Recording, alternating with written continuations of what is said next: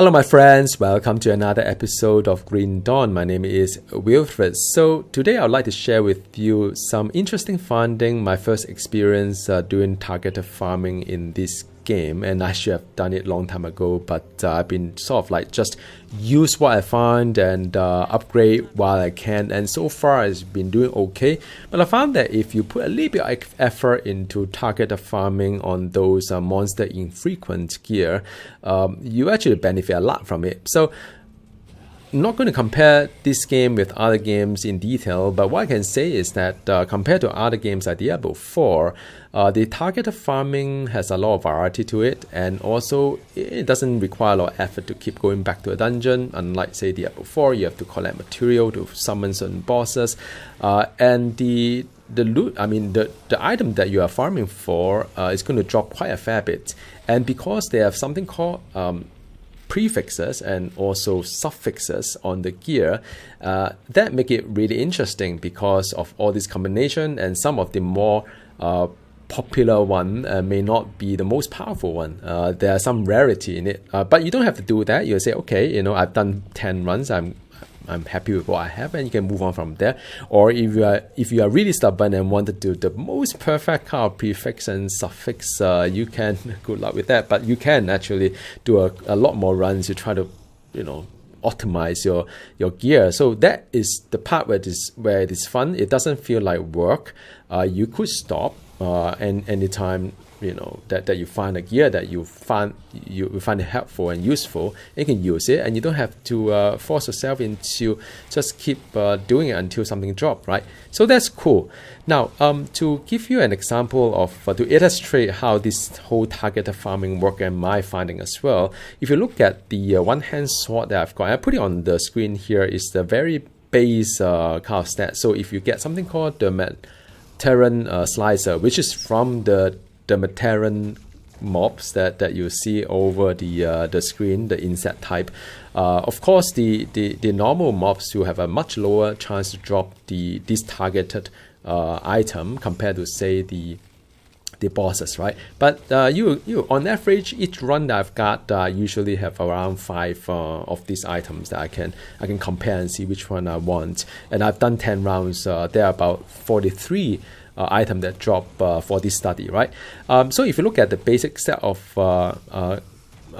affixes from this Dermapteran Slicer, you see, okay, there's a piercing and health and some kind of skill kind of thing that I use for my build, and is helpful, is useful. So that's the base of it. Now, what I put it on the screen right now is, I'll start with the prefix first, right? These are not the exhaustive list, I'm very sure. It's just after 10 runs for the 3 items that drop, and I did a collation on the on what I've got, and it's rather interesting. You see the most popular prefix is called Puncturing, and Puncturing is the most popular one, 32 out of the 43, and it is just very basic vanilla piercing. So if you're happy with that, let's go. You can go along with it. But if you put a little bit of effort, you'll get something called heart piercing. And heart piercing, in fact, is a really good one because on top of the piercing, it does give you the bleed chance, the cunning, which is an attribute, offensive, which is good for crit, as well as extra affixes to phantasmal blades, which I don't use. It's a skill for Nightblade, but I don't use. But some may find it helpful.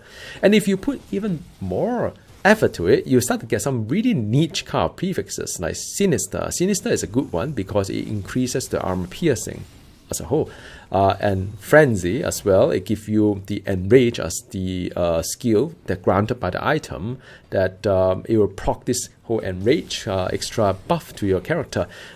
If you are into fire, you can have Infernal. If you are into cold, you can have the Chill, Feast to cold and fire kind of conversion is there as well, and they're superior as well if you are into just pure physical. So that's really cool, that the set of prefixes that you have seen here. And if you look at the suffixes, right, it's even longer list. I'm sure there are even more than that. The most common one is the Alacrity. Alacrity is just attack speed. When I say just, it's actually pretty good as well. And if you if you look down the list, and sometimes some of this is really hard to get, combining with the prefixes as well, as you can imagine. Things like you can have some really niche one like the vitality damage. You go for piercing darkness. If you want to have a chance of extra piercing, the ruthlessness is kind of good as well. Void and binding. Binding is for the pets. If you have pets build, you want to do piercing as well. Good luck with that. I wouldn't do something like that, but yeah, I mean, some people would like to have that, and so on and so forth. And the one that I was really farming for, I didn't know how rare it was a Slayer. The Slayer suffix is the one I have, and I still couldn't find that.